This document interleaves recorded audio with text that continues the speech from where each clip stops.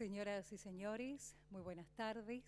Les damos la más cordial bienvenida a este histórico Salón Ilia, antiguo salón de lectura del Senado Nacional, donde convocados por la senadora Inés Pilati Vergara, participaremos de la ceremonia de reconocimiento a la labor realizada por los diplomáticos españoles José Luis Dicenta Ballester y post-mortem Vicente Ramírez Montesinos, a favor de las víctimas de origen español durante la última dictadura cívico-militar argentina. Preside este encuentro la senadora nacional María Inés Pilati Vergara. La acompañan en el estrado nuestro homenajeado, el embajador doctor José Luis Dicenta Ballester, el doctor Leandro Despuy, representante especial para los derechos humanos de la Cancillería Argentina, y el doctor Fabián Salvioli, presidente del Comité de Derechos Humanos de la ONU. Agradecemos muy especialmente, nos acompañan en esta presentación el senador nacional Alfredo Martínez, la senadora mandato cumplido Elena Corregido, el cónsul general de España en la República Argentina, señor Rafael Tormo Pérez, el consejero político y en Derechos Humanos de la Embajada de España en la República Argentina, David Izquierdo Ortiz de Zárate, y el ministro consejero de la Embajada de España en nuestro país, David Carriedo. Agradecemos también, nos acompañen miembros de la Comisión de Desaparecidos Españoles en la Argentina, así como miembros de la agrupación Madres de Plaza de Mayo, línea fundadora. Miembros y autoridades de las honorables cámaras de senadores y diputados de la Nación, autoridades nacionales, provinciales y municipales, miembros del cuerpo diplomático acreditado en nuestro país, miembros de ONG y organizaciones defensoras de los derechos humanos, víctimas y familiares de la persecución y muerte durante la dictadura cívico-militar argentina, miembros de la comunidad española en Argentina, representantes de la prensa, invitados especiales, señoras y señores. Queremos comentarles que adhieren muy especialmente a este encuentro de reconocimiento el senador nacional Alfredo Luenzo, el ingeniero Osvaldo Aritzio, rector de la Universidad Nacional de Luján, y el periodista Adrián Paenza. ¿Por qué un homenaje a diplomáticos españoles? El 7 y 8 de marzo del año 2007, la Cancillería realizó un seminario internacional e invitó en el Palacio San Martín a un grupo de panelistas para que testificaran sobre su actuación durante la última dictadura cívico-militar argentina y agradecerles su labor solidaria. El entonces secretario de Derechos Humanos de la Nación, Eduardo Luis Duhalde, señaló que desgraciadamente no tuvieron la presencia de alguna figura emblemática que representara a España. Es así que el 27 de mayo de 2015, el Senado Nacional aprobó sobre tablas una iniciativa de la senadora nacional María Inés Pilati Vergara, expresando reconocimiento a la labor realizada por los diplomáticos españoles Vicente Ramírez Montesinos y José Luis Dicenta Ballester a favor de las víctimas de origen español durante la última dictadura cívico-militar argentina. Sobre la figura de Vicente Ramírez Montesinos, les comentamos que llegó a la Argentina en abril de 1975 e inmediatamente ocupó su puesto de cónsul general de España en Rosario. Se marchó de nuestro país en mayo del 77. Montesinos recibió la admiración y el respeto de ciudadanos españoles y argentinos que acudían a él de todas las provincias del país. Lo consideraban el diplomático español más combativo y defensor de los derechos humanos. Su compromiso ético lo llevó a sufrir amenazas e incomprensión de algunos compañeros y superiores. Quien era cónsul en Buenos Aires, José Luis Dicenta, lo acompañó mucho y también puso en riesgo su vida y la de su familia, interviniendo por algunos ciudadanos españoles. Montesinos murió cerca de los 78 años en el más absoluto anonimato, con una vida retirada del ámbito social de la diplomacia. A José Luis Dicenta Ballester le tocó vivir una época tumultuosa de la historia argentina. Tuvo que enfrentarse a las autoridades de Buenos Aires y también a las de Rosario, puesto que sustituyó al frente del consulado en esa ciudad a Vicente Ramírez Montesinos. Dicenta Ballester pasó 5 años en Argentina. Como su antecesor, se interesó por el caso de españoles detenidos desaparecidos. Por ello, recibió amenazas. Tuvo que cambiarse de casa porque pintaban comunista con letras rojas en donde vivía y su esposa recibía llamadas amenazantes. Recuerda con tristeza que él mismo intervino en unos 200 casos durante los 5 años que permaneció en nuestro país. El propio general Jorge Rafael Videla transmitió al embajador de España, Gregorio Marañón, que tanto Dicenta como su colega y compañero Miguel Ángel Carriedo dejasen el país, porque sería muy duro declarar persona no grata a 2 diplomáticos españoles. Ambos contestaron que no tenían ninguna intención de irse. José Luis Dicenta Ballester nació el 24 de septiembre de 1937 en Palma de Mallorca, Baleares, España. Licenciado en Derecho, ingresó en 1966 en la carrera diplomática. Su primer destino como diplomático fueron las embajadas de República Dominicana, Libia y Francia. Ha sido cónsul en Argentina, Buenos Aires y Rosario, cónsul de Asuntos de Prensa e Información en New York, embajador de España en Perú, Colombia, República Checoslovaquia, México e Italia. Ha desempeñado los siguientes cargos institucionales: Director General de Gabinete de Ministros de Asuntos Exteriores y Secretario de Estado para la Cooperación Internacional y para Iberoamérica. Ha sido designado embajador de España en la Comisión Nacional del Bicentenario de la Independencia de Países de América Latina. Ha sido condecorado con la Orden de Cristóbal Colón, República Dominicana, Comendador de Número de la Orden del Águila Azteca en México, Gran Cruz O'Higgins en Chile, Gran Oficial de la Orden del Libertador San Martín en nuestro país, entre otras condecoraciones extranjeras. Del 1 de enero de 2009 al 29 de agosto de 2012 fue secretario general de la Unión Latina. En enero de 2011 fue designado por un periodo de 4 años miembro de la Comisión Ética del Comité Olímpico Internacional en sustitución del peruano Javier Pérez de Cuéllar. Para darles la bienvenida a este encuentro, la palabra de la senadora nacional María Inés Pilati Vergara. Señora senadora.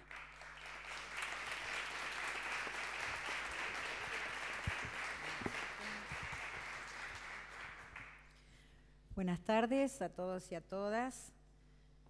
Voy a tratar de ser breve porque creo que con figuras tan lindas y tan importantes, sobre todo por la importancia de su corazón, queremos escucharlos a ellos.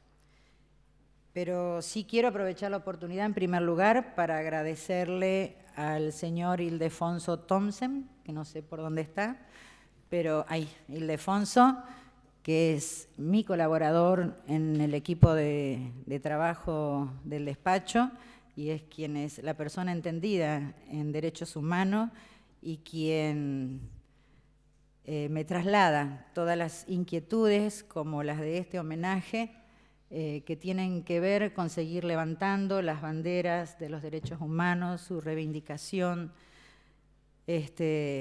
permanentemente, porque en este tema, como en tantos otros que hemos podido plantar bandera, su iniciativa fue lo más importante. Así que gracias, Ildefonso, por tu compromiso, por tu trabajo, por tu lealtad.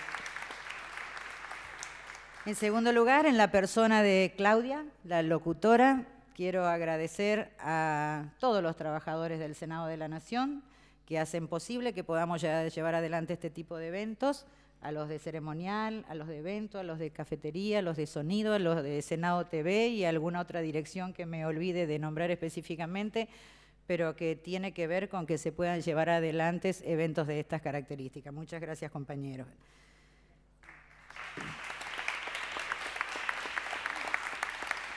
Agradecer especialmente a uno de nuestros homenajeados, José Luis Dicenta Ballester, a Fabián Salvioli, presidente del Comité de Derechos Humanos de Naciones Unidas, al doctor Leandro Despuy, embajador extraordinario, representante especial para derechos humanos en el ámbito internacional de la Cancillería Argentina, al cónsul de España en Buenos Aires, a todos los diplomáticos de la embajada, del consulado, a la señora también de Dicenta Ballester, al nieto y a la nuera de Carmen Cornes aquí presente, al senador Martínez, a la senadora Julia Corregido, a los familiares de los amigos desaparecidos, a la madre, mi vida, muchas gracias por venir, mi corazón, y compartir este momento tan especial con nosotros.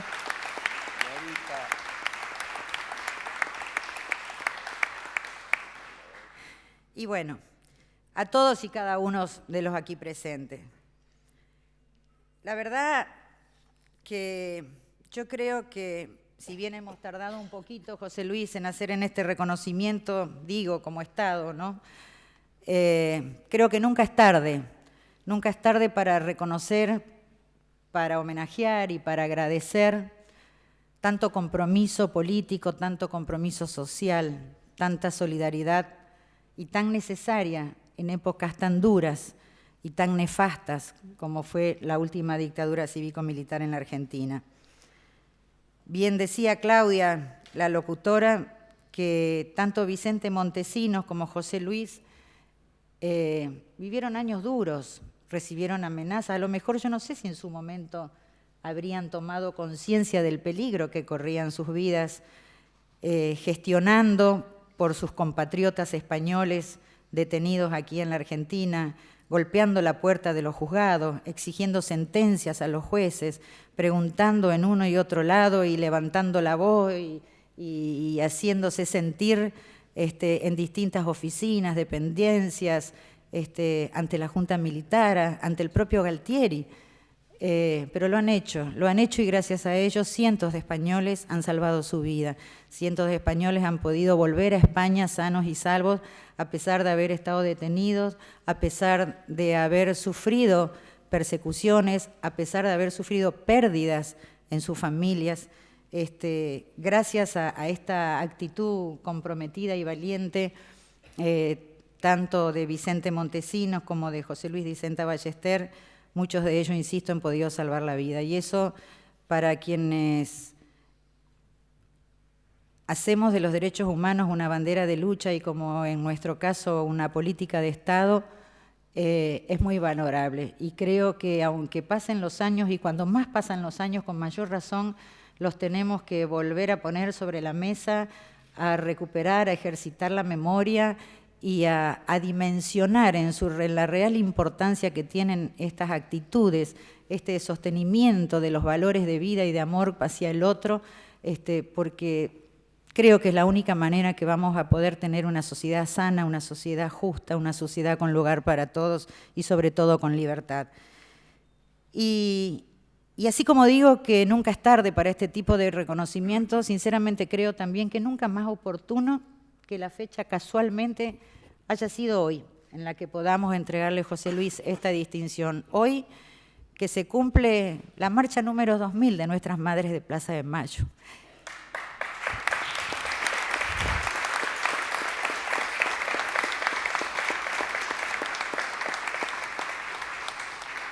Que de ahí venimos varios de los que estamos aquí presentes, y que también una de las madres de Plaza de Mayo, como fue Carmen Cornes, Carmiña, pudo salvar su vida gracias a las gestiones de este hombre que logró que le dieran su libertad después de casi 2 años de haber estado detenida en Devoto, y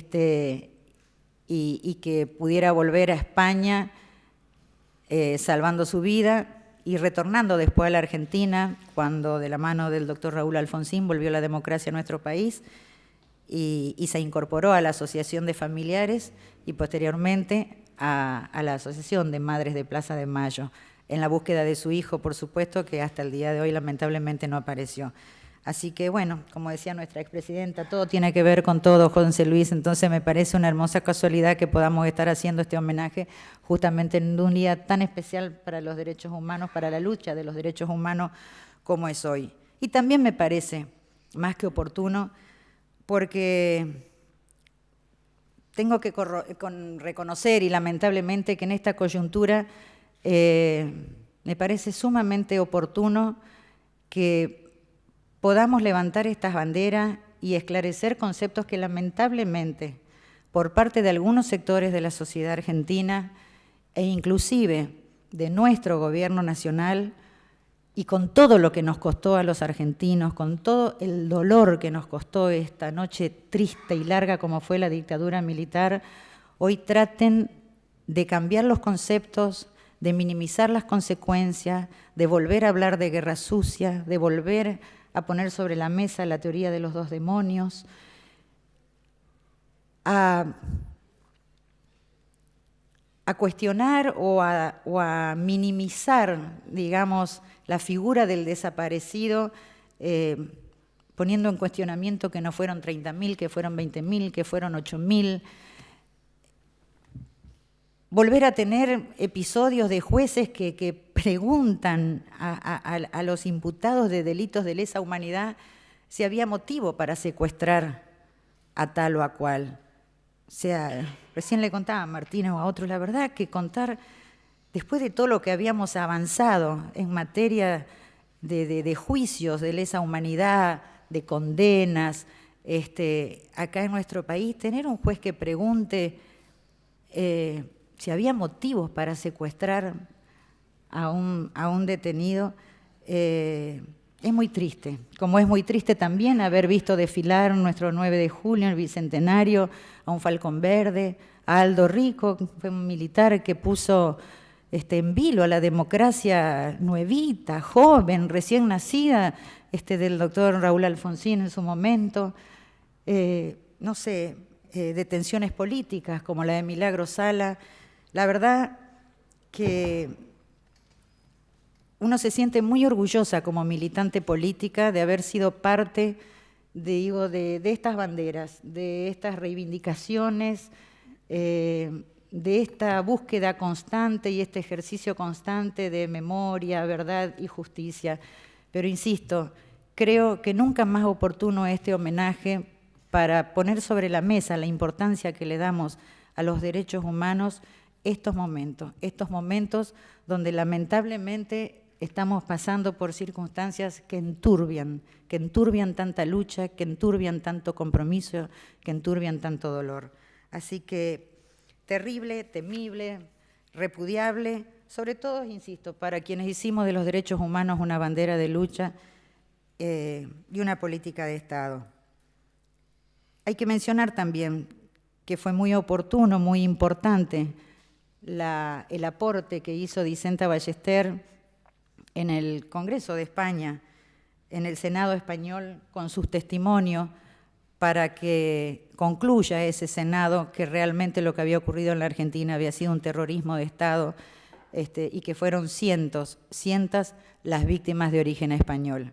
José Luis, no me quiero extender más, pero quiero que en mi persona, pero de todos los aquí presentes, puedas llevarte este reconocimiento o puedas agregar este reconocimiento a esa biblioteca que tienes de un desaparecido español en Argentina que su familia te ha hecho llegar y que tú dices en varias oportunidades que la llevas como recuerdo de tu paso por nuestro país. Bueno, a esa biblioteca que tienes como recuerdo de tu compromiso en la República Argentina, te lleves este humilde pero sincero y sentido homenaje que desde mi lugar, desde mi representación política en el Senado de la Nación, te hacemos todo el pueblo argentino a tu persona, a tu compromiso, a tu valentía, a tu solidaridad, a tu amor por los otros. Muchas gracias.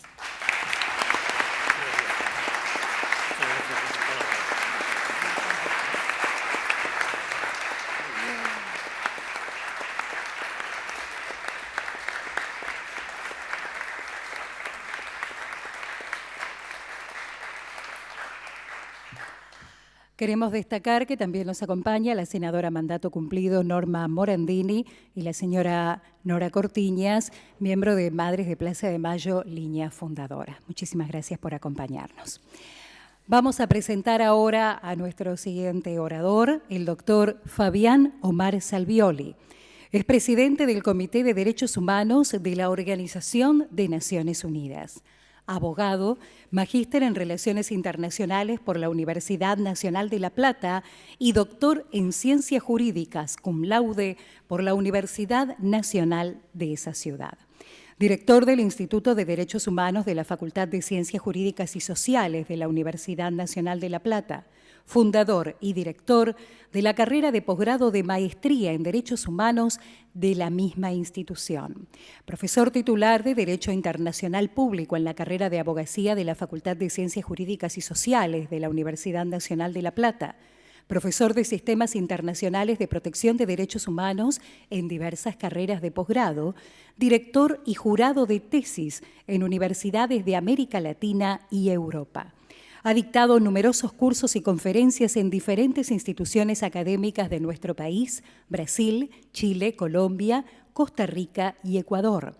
También lo ha hecho en El Salvador, España, Estados Unidos, Federación Rusa, Francia, Honduras, Italia, México, Nicaragua, Panamá, Paraguay, Portugal, Perú, República Dominicana y Uruguay. Es consultor externo del Instituto Interamericano de Derechos Humanos, San José de Costa Rica. Ciudadano ilustre por la Municipalidad de La Plata. Al doctor Salvioli le cedemos la palabra. Doctor. Muchas gracias. Buenas tardes. Yo no pasé ese currículum, ¿sí? Lo sacaron de internet de algún lado, pero de ninguna manera yo, ni falta que hace. Estoy muy honrado de estar aquí, por supuesto. Le quiero agradecer a la senadora Pilati por la invitación. Y estoy también muy emocionado porque esto no es una cuestión ni formal, ni académica, ni tiene que ver con charlas o con conferencias, tiene que ver con otras cuestiones. Pensaba que decir en 5 minutos que pudiera ser medianamente sustancial. No sé si lo voy a lograr, pero algo voy a intentar decir. Lo primero es, qué paradójico es hacerle un reconocimiento a 2 personas porque han hecho lo que tenían que hacer. Ahora, tiene sentido el reconocimiento por 2 motivos. Primero, porque está lleno de gente que no hace lo que tiene que hacer. Y el mundo muestra permanentes ejemplos de diplomáticos que miran para otro lado. Lo sé bien en mi trabajo en el Comité de Derechos Humanos de Naciones Unidas, que no se ponen del lado de las víctimas, que privilegian otro tipo de intereses, que no cumplen debidamente su función. El segundo motivo por el cual efectivamente hay que reconocer es porque se han jugado la vida. Es que por mucho menos personas eran desaparecidas en este país y la condición de extranjeros o diplomáticos no era salvaguarda de nada. Ha habido senadores de otros países que han sido ejecutados extrajudicialmente aquí, de Uruguay, por ejemplo, digamos, Y entonces es doblemente válido el reconocimiento a una tarea que de ninguna manera es sencilla. Pude leer, antes de venir aquí, algunas actuaciones que tuvieron Vicenta Ballester y que tuvo también Ramírez Montesinos, y uno siente una profunda admiración retroactiva. Porque el servicio público, en el plano que sea, y la diplomacia es un servicio público, por supuesto, ha de ejercerse debidamente y sobre todo en función de aquellas personas que se encuentran en la más absoluta de las desposesiones.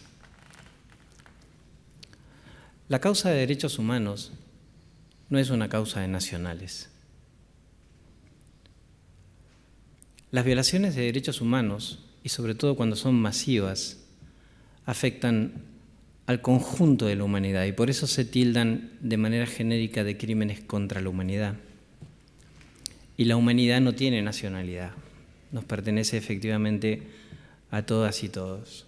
Cada vez que este señor y que su colega levantaban la voz por una persona detenida, desaparecida, española, lo estaban haciendo por todas y cada una de las víctimas desaparecidas, detenidas en este país. Y espero efectivamente que España, y aquí tenemos representantes distinguidos del Reino de España, haga también honor y debida justicia y verdad y reparación a las víctimas de la dictadura franquista, tal y como nuestro Comité de Derechos Humanos le ha dicho en las observaciones finales que se adoptó el año pasado. Lo hacemos, y yo en este caso ya no como presidente del Comité de Derechos Humanos de Naciones Unidas, sino como retribución de solidaridad hacia lo que este colega ha hecho en nuestro país por todas y por cada una de las víctimas. Este homenaje es muy merecido y hay que hacerlo por todas las razones que señalaba la senadora, y hay que hacerlo porque el día de mañana la historia nos va a preguntar qué hicimos, cómo lo hicimos, qué dijimos y qué callamos. Él pasó el examen y nosotros debemos hacerlo. Muchísimas gracias.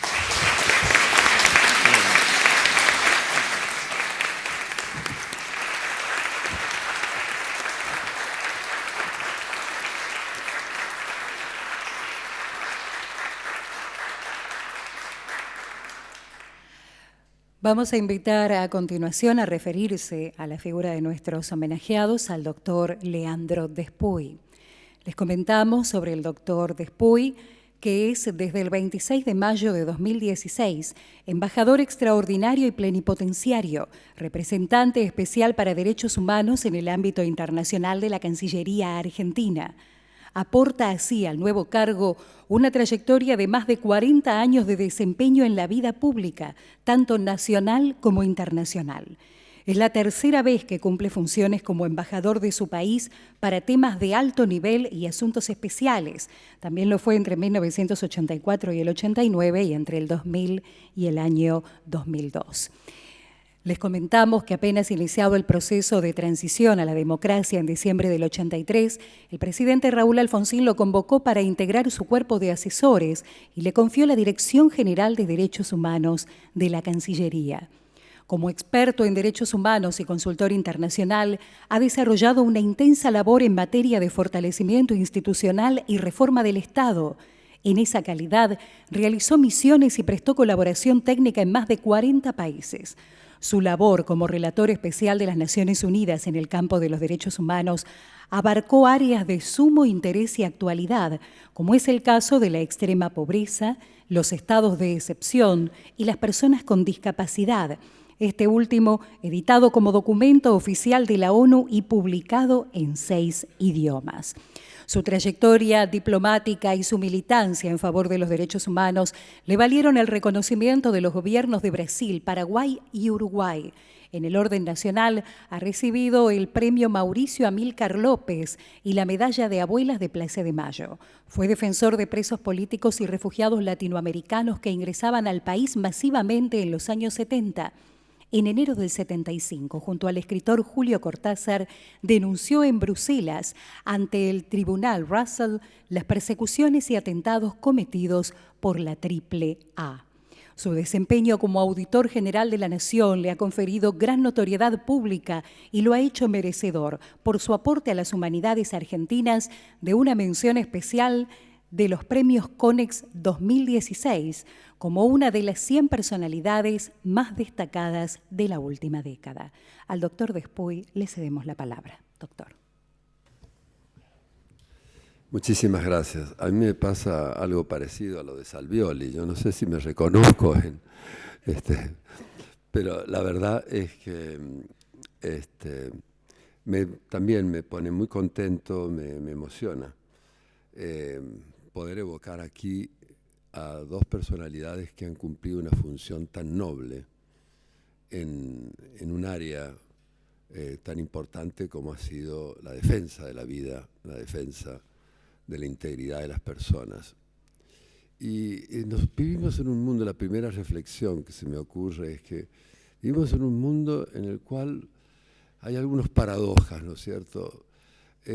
No solamente los ciudadanos están expuestos a la posibilidad de la agresión, la represión, sino que quienes defienden a quienes sufren violaciones de derechos humanos, vale decir los defensores de derechos humanos, se fue transformando con el tiempo en una actividad de riesgo. No es que el mundo dijo, bueno, defiende algo tan noble como los derechos humanos, sino que justamente se lo persigue por ser un protector de los derechos humanos. Esto explica que en Naciones Unidas hubo un momento en el cual dijeron, bueno, hemos creado tantos relatores, pero ahora tenemos que crear un relator que proteja a los defensores de derechos humanos. Y recordar en esta oportunidad a dos diplomáticos que integran, diríamos, el catálogo de esos grandes luchadores por la defensa de la vida y de la integridad de las personas, no solamente tiene valor en sí mismo, sino que debe acentuarse el carácter ejemplar que tiene este tipo de recordación.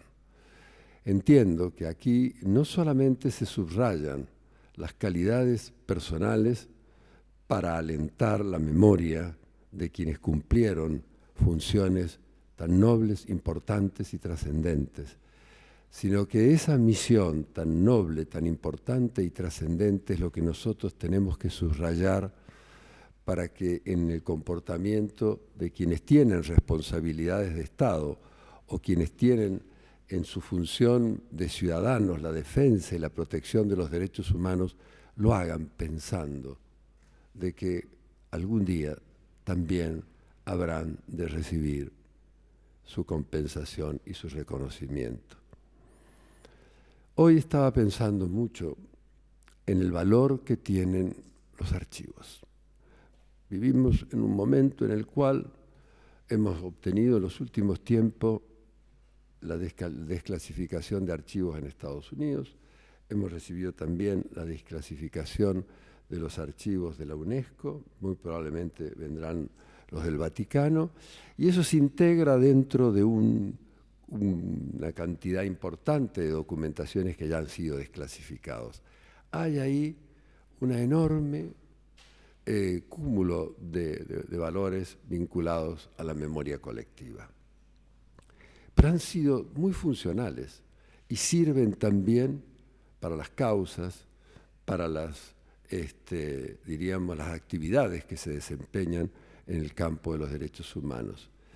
Y yo no sé si el embajador aquí conoce quién fue cónsul y a quien le rendimos homenaje, que en esos archivos figuran precisamente las gestiones que en forma incansable realizaron estos pioneros de la verdad y de la memoria para reclamar no solamente a nivel, diríamos, de las autoridades nacionales, sino las gestiones internacionales que se hicieron para que pudiesen esclarecerse la situación de muchas personas en su momento desaparecidas y también para ponerlos a resguardo.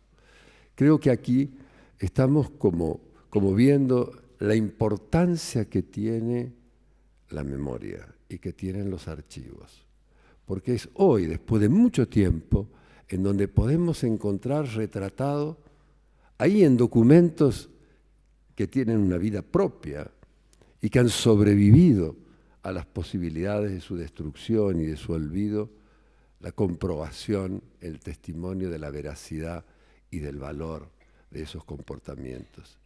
Creo que este también es un homenaje que ustedes se merecen, pero ya no es un homenaje que le hacemos nosotros, sino que es un homenaje que les hace la historia, objetivamente la historia. Ojalá que este ejemplo pueda propagarse en un área tan importante y decisiva. Siempre la lucha por los derechos humanos es un desafío hacia el futuro. Es siempre, Y lo que debemos cuidar es sobre todo las posibilidades de retroceso. A mí me interesa subrayar esto que hace también a la vida de los. Cuando nosotros vemos que día a día la lucha por los derechos humanos llevó a prestigiar a nuestro país, fue precisamente por la lucha que llevaron adelante quienes defendían los derechos humanos. Nuestros organismos de derechos humanos fueron el mejor pasaporte que tuvo la transición democrática para demostrar que en nuestro país había vocación democrática, vocación también de respetar los derechos humanos. No nos hubiesen creído a nadie si hubiésemos ido al mundo si no era de la mano de esos organismos que ya tenían una leyenda noble en el mundo. Entonces, a los que forman parte de ese mundo de haber peleado, haber luchado y haber construido una memoria que el mundo, de la cual el mundo puede inspirarse y alentar esa lucha, yo creo que a los dos que le homenajeamos hoy, no solamente lo hacemos por lo que han hecho, sino también por lo que le debemos y por lo que el mundo todavía tiene para aprender de ejemplos como el de estos dos diplomáticos españoles. Muchas gracias.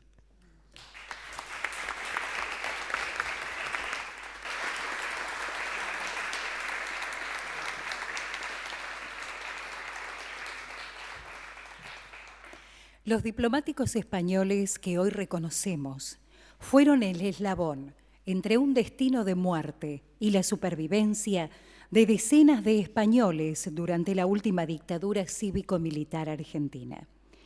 Les presento ahora el accionar de Vicente Ramírez Montesinos en el caso de la familia Labrador, reseñada tal como lo relata el libro España acusa de Eduardo Martín de Pozuelo y Santiago Tarín. Los Labrador eran una familia de emigrantes originaria de Salamanca que se había afincado en Rosario y que tenía una pequeña industria de manufacturas en piel. Tras el golpe, Miguel Ángel Labrador fue secuestrado y su padre Víctor, su hermano Palmiro y su cuñada Edith asesinados. Cuando Ramírez Montesinos supo de los Labrador, el drama de esta familia ya había comenzado. El cónsul investigó lo sucedido y averiguó que semanas después de la desaparición de Miguel Ángel, un grupo de 10 encapuchados había acudido a la casa de su padre Víctor, exigiendo con extrema violencia la dirección de Palmiro. Cuando los asaltantes abandonaron el domicilio, después de obligar a Víctor a firmar unos cheques en blanco, la familia corrió a avisar a Palmiro, pero al llegar ya lo habían matado. Horas después, Víctor aparecía también muerto, con un hombro desencajado. Al día siguiente, la prensa local publicó un comunicado del ejército que decía que en un enfrentamiento entre las fuerzas del orden y terroristas había muerto Palmiro, su esposa Edith y el padre Víctor, al que le añadían el alias de El Vasco, posiblemente para darle un carácter más clandestino a esta noticia. Como la nota oficial no coincidía en lo más mínimo con la versión reconstruida en el consulado, Ramírez Montesinos decidió ir a ver al jefe máximo de la región, el general Galtieri. Su planteamiento oficial iba a consistir en pedir protección para una familia española que había sufrido un asalto por parte de unos encapuchados que volverían si los talones que habían robado no tenían fondos. Le recibió un teniente coronel ayudante. La conversación fue realmente tensa, especialmente porque el diplomático le espetó que era obvio que los autores de la muerte de los Labrador habían sido militares, tal como quedaba demostrado por el comunicado de prensa. El teniente coronel no lo negó y, como respuesta a la petición de protección, soltó un «¿Usted pondría la mano en el fuego por los Labrador?» No son trigo limpio. Difícil situación profesional y humana para un representante consular encontrarse ante un asesino que no niega los hechos.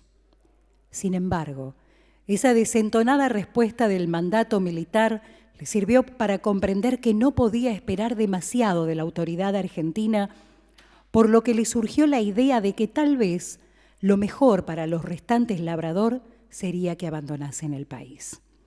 La huida de los Labrador fue montada a lo Pimpinela Escarlata, en palabras del propio cónsul, con la colaboración del Ministerio de Asuntos Exteriores de Madrid, que fue el que envió los billetes de avión y la inestimable ayuda de los cónsules en Buenos Aires, Dicenta y Bermejo, que siempre estuvieron en la misma línea de actuación que el de Rosario. Los invito ahora a que compartamos las palabras de Tomás Labrador, nieto de Esperanza Labrador, grabadas en un video especialmente para esta ocasión.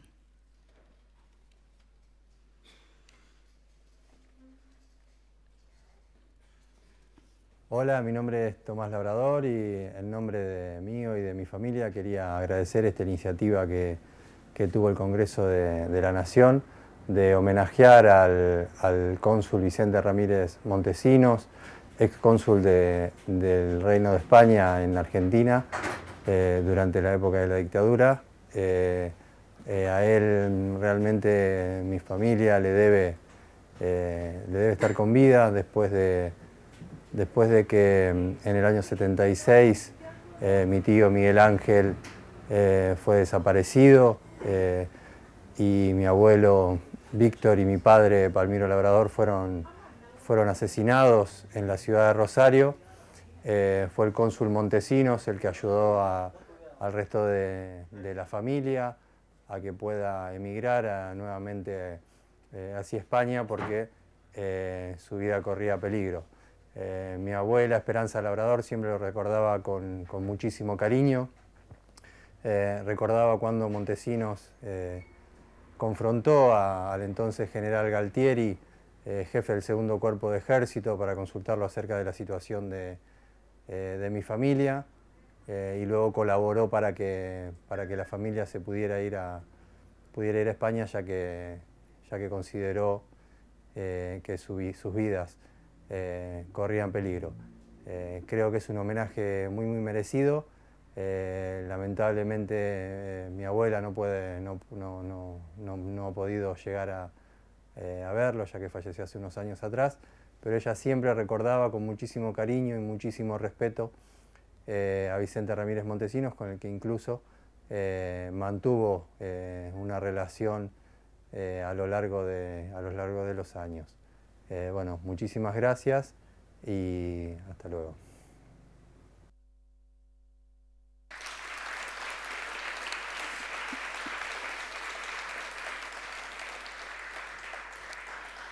El accionar de José Luis Dicenta Ballester fue fundamental para la supervivencia de Carmen Cornes. Hoy nos acompañan Susana Gómez y Nicolás Castiglioni para dar su testimonio sobre la intervención del entonces cónsul José Luis Dicenta Ballester en este caso. Ambos son, respectivamente, nuera y nieto de la fallecida madre de Plaza de Mayo. Les comento que vinieron especialmente desde Córdoba para participar de este reconocimiento. Así que los invito, por favor, a este estrado a brindar su testimonio.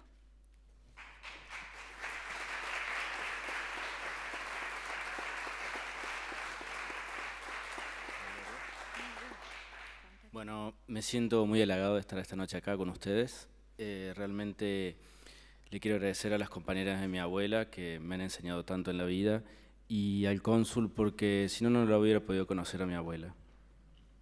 Él me dio, la verdad, esa posibilidad.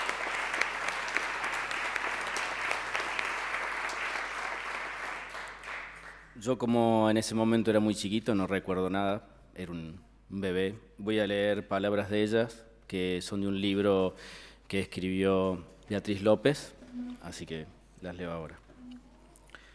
Yo soy de Pontevedra, de las Rías Bajas. Mi aldea se llama Sisán y está muy cerquita de Cambados. Se sale de mi aldea y ahí nomás se ve el mar. Las Rías Bajas son, no sé cómo explicarlo, no hay palabras para decir cómo son las Rías Bajas. Yo siempre extrañé mucho todo eso, las rías, los montes de pino, todo ese paisaje. Yo llegué a la Argentina en el 28 y tenía 16 años. Ahora ya voy a cumplir los 80, pero nunca dejé de extrañar mis Rías Bajas. Mi historia, bueno, como la historia de casi todos los inmigrantes. Cerca de Coordinación Federal vivía mi comadre Paula, la madrina de Miguel Ángel. Entonces me fui a su casa. No sé ni cómo me recibió, con mucho miedo, pero me recibió. Al otro día yo quería ir a ver mi casa y le dije a Paula si me acompañaba. Cuando entramos vi que no habían dejado nada, ni una percha, nada, nada, nada de nada. Y me regresé con Paula a su casa. Entonces, a la mañana siguiente, aparece la encargada de mi edificio, tempranito, en la casa de Paula, y me cuenta que esa madrugada, a las 4, habían ido 10 hombres, todos armados, a buscarme en mi casa. Les anduvieron preguntando a los vecinos y al encargado dónde estaba yo. La encargada les dijo que no sabía, que a lo mejor yo estaba en el consulado. Después, en el consulado, dijeron que había sido inteligente el decir así. Yo había ido al consulado al día anterior para presentarme. Ellos no podían creer que me habían dado la libertad. Usted se tiene que ir del país, me dijeron enseguida. Y cuando volví a la mañana siguiente y les conté que había ido esa madrugada a buscarme, ya no me dejaron salir del consulado. Dijeron que tenía que quedarme ahí hasta que vieran cómo yo podía viajar, cómo podían hacer para sacarme del país. Más de 8 días viví en el consulado. Ya no me dejaron salir de ahí. Ellos fueron a la casa de mi comadre a buscar la ropa y me acompañaron a darme la vacuna. Ninguna compañía aérea me quería llevar, solo con el pasaporte. Hasta que tuvieron que decir que me fuera primero a Montevideo, para no tener que pasar por Ezeiza, donde salen los vuelos internacionales. Me acompañaron al aeroparque hasta que salió el avión. Desde las 7 de la mañana hasta las 12 se quedó el cónsul ahí conmigo y un abogado de la Embajada de España. Llego a Montevideo y está un señor esperando. Yo primero, cuando vi a este señor grandote que se acercaba, el corazón me empezó a latir, me asusté. Pero enseguida dijo que estaba esperando. No la revisen, que la estamos esperando. Era del Consulado Español en Uruguay. Y después de ahí volé a Porto Alegre. Desde Buenos Aires ya habían avisado a todas las embajadas. Llegué a Porto Alegre y tomé un taxi para que me llevara al Consulado Español. De ahí hablaron al cónsul de Río y me pagaron el pasaje de Porto Alegre a Río. Estaban todos comunicándose que estaba yo. Mirá, como si fuera peligrosa. Y me dijeron que en Río ya me estaban esperando. Llegó a Río y no había nadie. Imagínate, me asusté un poco. Llamé por teléfono, pero no, el cónsul no llegaba hasta las 8:30. Y yo pensé, ¿qué hago acá hasta esta hora? Recién eran las 6 de la tarde. Me senté ahí a esperar. En eso se acercó una mujer uruguaya y le dije que se sentara conmigo, porque yo tenía un poquito de miedo. Se sentó ahí y estuvimos charlando. A las 8:30 volví a hablar y me dijo el cónsul que me tomase un taxi, que él ya había hablado con el hotel y me dio la dirección del hotel. El hotel se llamaba Rivier y estaba en la calle República del Perú. Ahí ya me estaban esperando. Eso fue un viernes. Y el sábado a las 10 de la mañana ya fui a ver al cónsul. La oficina del consulado quedaba a 2 cuadras del hotel, más o menos. Enseguida el cónsul mandó un empleado para que me sacara el pasaje para el domingo de la noche. Ese día se iba a pasarlo al club con su señora y 2 niños, y me preguntó si quería ir con ellos. El cónsul era gallego y la señora era vasca. Se llamaba Carlos Abella y Ramallo. La pasé muy bien con ellos en el club. El cónsul me preguntó si tenía dónde ir en España, porque si no tenía a nadie, él me mandaba con su familia. Yo le conté que tenía un hermano, pero lo había dejado de 9 años y no sabía cómo me iba a recibir. Entonces me dijo que seguramente me iba a recibir muy bien, pero que si tenía algún problema que le escribiera, que él me mandaba con su familia. Ese día con ellos fue la primera vez que vi la televisión en colores. Pasé un día muy lindo, muy tranquilo. Después el cónsul me dijo que no iba a poder acompañarme al aeropuerto porque el domingo tenía una reunión con otros cónsules españoles en otra ciudad. Entonces yo le dije que al aeropuerto solo no iba. No es que tuviera miedo, pero ya al llegar, antes de comunicarme con él, un policía se había acercado a preguntarme qué estaba haciendo allí. Entonces yo sola al aeropuerto no iba, pero el cónsul me dijo que me iba a acompañar. El domingo me vinieron a buscar a las 5 de la tarde, al hotel. Me llevaron al aeropuerto y me presentaron en el avión como un familiar de ellos. Así que me dieron unos de los mejores asientos. Dormí todo el viaje. Fue un viaje buenísimo. Yo iba tranquila, porque aunque nunca había estado en Madrid, iba a mi tierra. La represión no fue contra una ideología sola. De todos los partidos políticos hay desaparecidos, peronistas, socialistas. Y los niños tenían ideología, y las madres, por defender a sus hijos, esa generación de los 70 no andaba en la pavada. No andaba en la droga, tenía conciencia y quería cambiar el sistema, porque siempre habían mandado los mismos. A mí me parecía que Miguel Ángel tenía razón, porque a mí me despreciaban por ser sirvienta.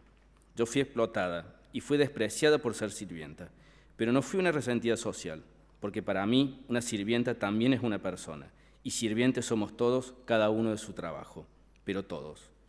Tiene que haber intelectuales, pero también tiene que haber campesinos, obreros, porque nos necesitamos todos. Cuando sepamos respetar a cada uno por lo que es y no por lo que hace, vamos a poder cambiar el sistema de explotación por un sistema más social. Por eso yo apoyaba a Miguel Ángel. Y yo pienso, si eso es el socialismo, así viviríamos mejor. Yo quisiera que el pueblo viviera dignamente, no que yo tuviera una buena casa y los demás no. Tampoco es justo sacrificarse tanto para tener algo, que a veces la gente tiene que privarse de comer o alimentar mal a sus hijos. Para mí un sistema justo es donde todos pueden vivir dignamente y tener oportunidades. Hay muchos que tienen inteligencia, pero no les dan la oportunidad de desarrollarla. Y eso también es un crimen de lesa humanidad.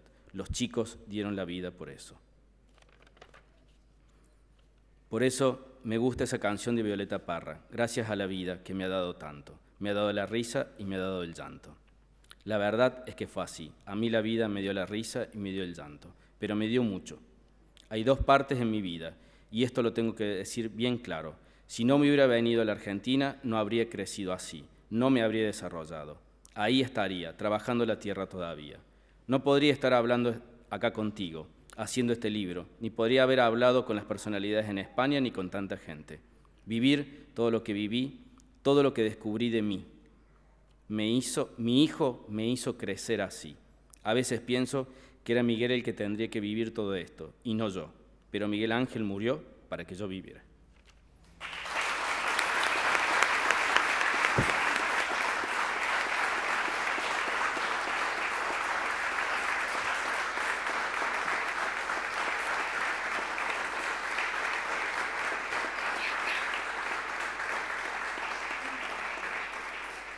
Bueno, la verdad que Carmen se merece muchos aplausos. Les agradezco a todos la oportunidad que nos han dado hoy de poder agradecerle al cónsul en persona todas las gestiones que hizo por mi suegra, por la abuela de Nico, pero también para poder contarles quién era Carmen. Aquí en la sala hay muchos que la conocieron y que compartimos la cárcel con ella y que compartimos muchas cosas tristes, pero también muchas alegrías, como ella dice.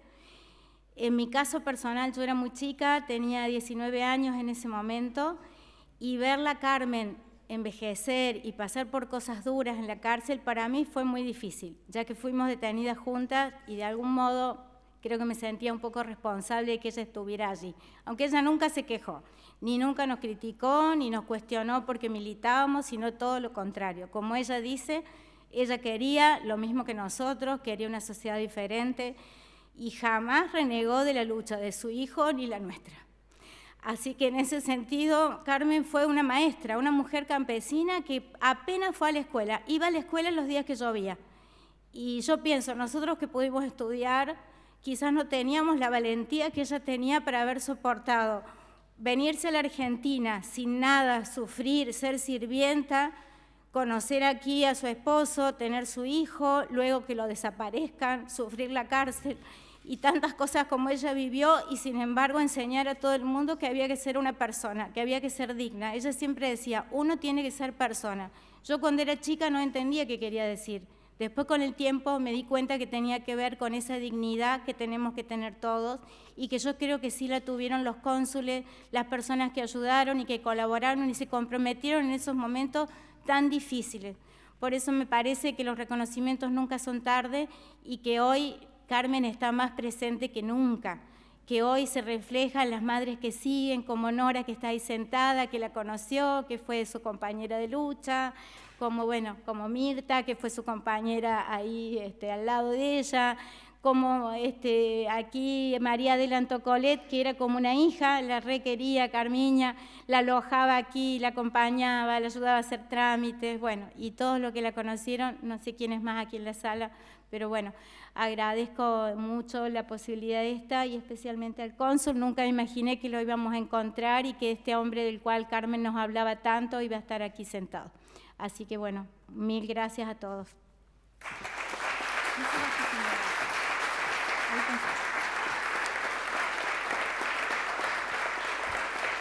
Al señor Dicenta Ballester, Susana y Nicolás le quieren hacer entrega de un ejemplar del libro Hasta la Victoria Siempre, testimonio de Carmen Cornes, emigrante gallega y militante de vida, escrito por Beatriz López, del cual Nicolás ha compartido con nosotros y nos ha emocionado.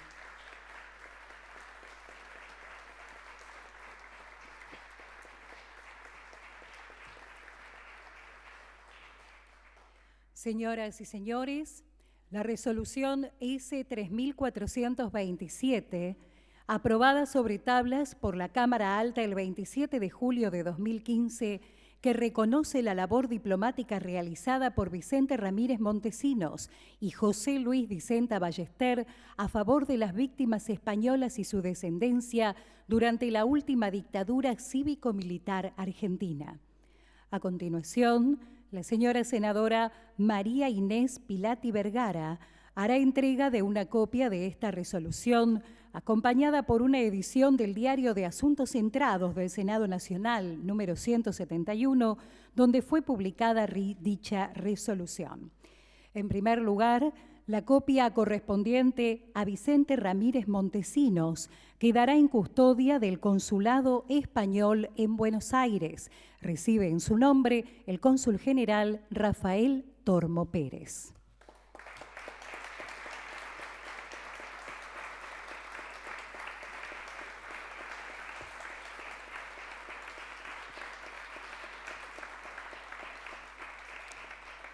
A continuación, la señora senadora hace entrega de la copia de la resolución al embajador José Luis Dicenta Ballester.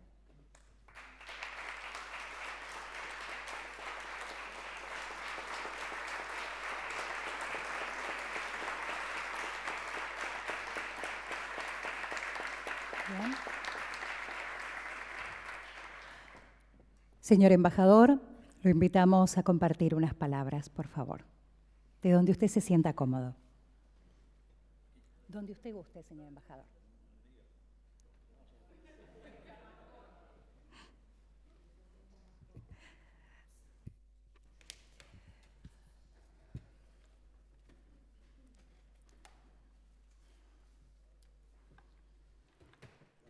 Quisiera expresar mi agradecimiento a las autoridades, senadora, demás autoridades que han hecho posible este acto, que es un acto enormemente entrañable, es un acto cargado de sentido, cargado de reivindicaciones también y cargado de contenido. No es un acto baladí, no es un acto puramente protocolario, es algo más que eso. Es la voluntad expresada de una manera formal y seria de que seguimos en la lucha, de que no estamos dispuestos a olvidar y de que lo que ha ocurrido es algo que no deberíamos permitir que vuelva a ocurrir jamás. Por tanto, en nombre de Vicente Ramírez de Montesinos y en el mío propio, yo quiero darles, en primer lugar, las gracias. Vicente y yo vinimos casi al mismo tiempo a este país. Vicente llegó en el mes de abril o mayo, aquí lo acaban de decir, del año 75. Fue como cónsul general a Rosario. Yo vine como cónsul adjunto en enero del año 76, es decir, pocos meses antes del golpe militar. Vicente se vio obligado a salir del país en el año 77, debido, como han visto ustedes o como han podido escuchar esta tarde, debido a su correcta actitud enérgica, pero correcta, ajustada siempre a los parámetros de una conducta diplomática respetuosa de las normas internacionales, pero que le obligó en esa decisión de ser firme, que le obligó en un momento dado a cortar su carrera de cónsul general en Rosario a los escasos 2 años de trabajo en Rosario y abandonar el país. Este libro que se ha mencionado aquí, el libro de Eduardo Martínez de Pozuelo y de Santiago Tarín, cuenta con mucha exactitud y mucha precisión, a mí me lo contó él personalmente, pero lo que cuenta el libro es exactamente lo que me contó a mí Vicente, cómo fue ese peregrinaje, ese periplo diplomático consular de Vicente Ramírez de Montesinos en Rosario. Yo, por mi parte, permanecí en Buenos Aires, como se ha dicho también, hasta finales del año 1980. Estuve muy a punto de correr la misma suerte que Vicente, es decir, la de verme obligado a abandonar el país antes de que se cumpliera el plazo máximo de permanencia en este puesto, que en aquellos momentos era de 5 años. Sí me vi obligado a cambiar de domicilio, pasé de vivir en una casa en las Lomas de San Isidro a vivir en un departamento, en la Plaza de San Martín, como me indicaron las autoridades de seguridad de la embajada, que tuviera vecinos, que tuviera portero, como el tango, con portero y con vecinos me fui a vivir a un departamento de la Plaza San Martín, justamente al lado de la Cancillería argentina. Es decir, que de todo terminó en un traslado menor que el de Vicente, con menos distancias, y pese a las dificultades que experimenté durante aquellos años y que se han mencionado aquí, yo la verdad es que al terminar mi misión en Buenos Aires guardé un cariño y un afecto y una simpatía y una vinculación con este país y con sus gentes muy especial. Yo digo siempre que esta es como mi segunda patria. Cuando yo llego a Buenos Aires o a Argentina, yo me encuentro en mi casa, me encuentro totalmente en mi casa. Y tengo aquí, he tenido siempre y seguiré teniendo amigos incondicionales, gentes con las que me encuentro como si las hubiera visto el día anterior. Y eso es producto de esos 5 años difíciles que pasé aquí como diplomático. Por tanto, una de cal y una de arena. Por una parte, dureza, dificultad en el trabajo y por otra parte, una herencia muy buena desde el punto de vista sentimental, desde el punto de vista de los afectos. Y he anticipado estas breves pinceladas para que me ubiquen en aquel contexto, en el contexto aquel que ustedes, algunos de ustedes, o la mayoría de los que están aquí, vivieron también. Yo nunca he querido hacer de mi actividad consular en Argentina un relato heroico, que no lo fue, ni una peligrosa aventura que se salva con fortuna y con azares, que creo que tampoco lo fue. Yo trabajé como un funcionario del Servicio Exterior, haciendo lo mejor que podía mi trabajo y siguiendo las directrices que, al margen de lo que me inspiraban y me indicaban mis superiores, también me inspiraba mi ética y mi orientación profesional. Era, además, un momento particularmente interesante porque era un momento muy difícil de la colectividad española. Yo llegué en un momento en que la colectividad española estaba enormemente dividida. Se acababa de producir la transición y, por tanto, había una división muy clara entre lo que era el sector de la colectividad española más próximo a la ideología franquista y otro sector de la colectividad española, era más bien el exilio, y el otro era más bien la inmigración, por hacer una distinción así genérica en términos muy globales, que estaba muy enfrentada. Ustedes, los argentinos, recordarán todas las historias que se cuentan del lanzamiento de sillas de un lado a otro. Bueno, pues en ese momento también una parte del trabajo nuestro, del trabajo mío en concreto como cónsul, estaba muy centrado en eso, en tratar de apaciguar los sentimientos muy enfrentados de esos dos sectores de la colectividad española y tratar de aproximarlos. Porque en definitiva esa era la interpretación que le dábamos muchos españoles en ese momento a la transición española. Una aproximación entre las dos Españas y un acercamiento entre posiciones políticas enfrentadas. No sé hasta qué punto esta transición tan larga que seguimos teniendo en España ha conseguido aproximar de verdad, unir de verdad a los españoles. Yo espero que sí. Ya soy muy mayor ya para ver más allá de un futuro muy corto, pero tengo la sensación de que queda todavía camino por recorrer y de que hay que acercar todavía mucho más las posiciones para que los diálogos políticos tengan una intencionalidad de consenso, sobre todo, una intencionalidad de consenso y no de ganar posiciones que pueden ser muchas veces de partido o individuales.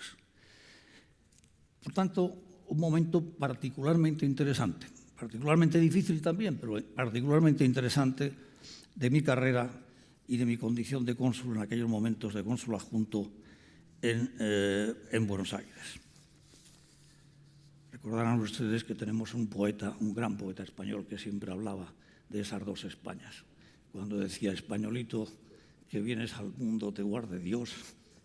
Y luego ya no sé si con sorna decía, una de las dos Españas, adelante el corazón. Pues eso sigue siendo bastante cierto. Una de las dos Españas, adelante el corazón. Pero en fin, eso no fue óbice para que, independientemente de mis creencias y de mis inclinaciones, yo fuera respetuoso, y lo sigo siendo, y tratara con el mismo respeto y consideración a todos los conciudadanos españoles con los que tuve que tratar en mi estancia aquí y de los que guardo el mejor de los recuerdos.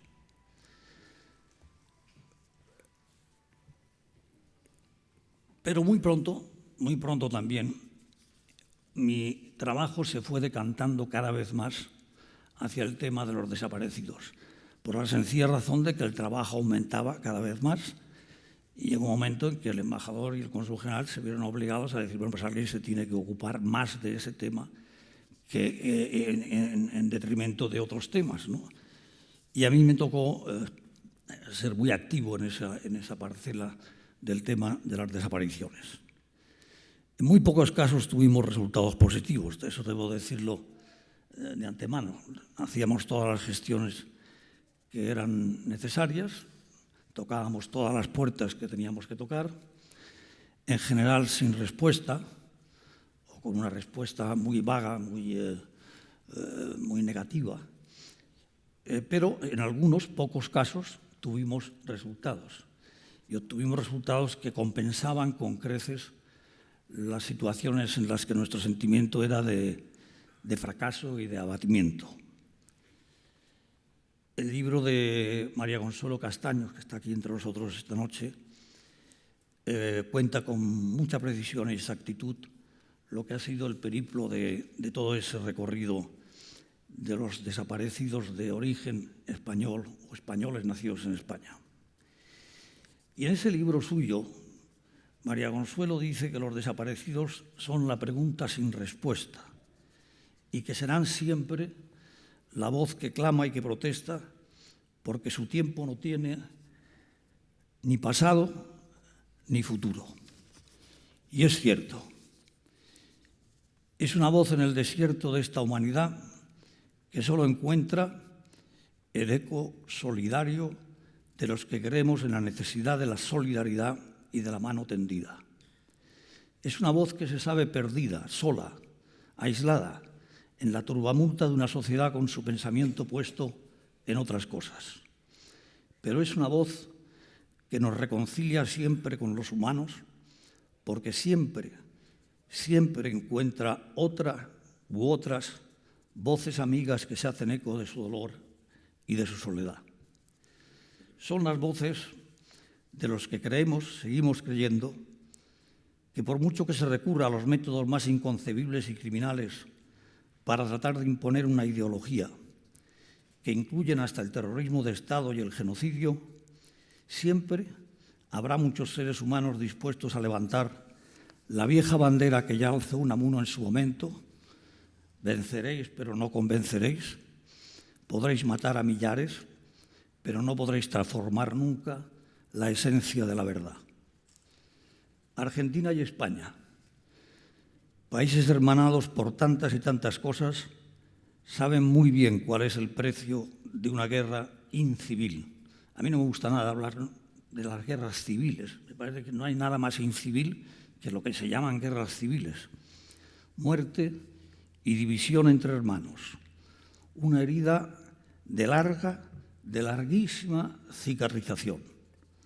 Los familiares de las víctimas de esas guerras fratricidas son siempre el mejor ejemplo de la capacidad de resistir con dignidad que honra al ser humano. De ahí la importancia que tiene defender la memoria histórica de nuestros pueblos y nuestros países. No es válido el discurso de que la mejor cura es el olvido y de que la historia lo demuestra, lo demuestra reiteradamente. Ante la injusticia, ante la falsedad y ante la tiranía, no hay más banderas que la resistencia y la defensa heroica de la justicia, la verdad y la libertad. Y en este territorio no sirven las medias tintas ni los paños calientes. Como decimos en España, al pan, pan y al vino, vino. No quisiera terminar estas palabras sin elogiar también la labor de otros diplomáticos españoles que han tratado este tema con cercanía y sensibilidad, como es el caso, por ejemplo, de Manuel de Jarreta, que desempeñó una importante labor en el caso de la desaparición de Azucena Bermejo, o el del fiscal Castresana en otro terreno, o el propio juez Baltasar Garzón, o de tantos y tantos españoles y argentinos que han comprometido su vida en la lucha por la defensa de la verdad y de la justicia, y a los que hoy quiero, desde esta honrosa tribuna, rendir homenaje. El 30 de septiembre de cada año se conmemora en Argentina el Día del Español Desaparecido. Esos niños emigrantes que, como el hijo de Carmiña, llegaron de muy pequeños a esta maravillosa tierra o incluso nacieron en ella y aquí encontraron en algunos casos la tragedia de la que sus padres habían logrado escapar en España. A todos ellos quisiera leerles estos que yo encuentro maravillosos versos de Carlos Cano, que ha sabido cantar muy bien los desastres y genocidios cometidos en Srebrenica, por ejemplo, en una canción preciosa, y que canta también a las madres locas de la Plaza de Mayo, y que dice: me dicen que te fuiste, que te desaparecieron, que de pronto te esfumaste, que te borraron del mapa, que ni siquiera naciste, que medio loca mamá te inventó. Tango de las madres locas, con la vida se los llevaron y con la vida los queremos. Vivos los tendremos siempre con nosotros, en nuestros corazones solidarios, conscientes de que fueron víctimas de una injusticia que debemos todos juntos, como dije al principio, evitar que se repita. Muchas gracias.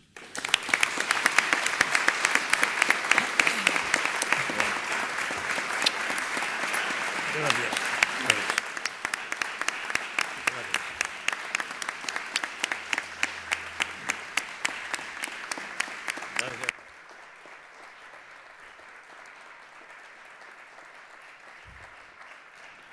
Vamos a tomar una fotografía protocolar. Le pedimos al señor Cónsul General de España en la República Argentina, el señor Rafael Tormo Pérez, por favor, que se sume.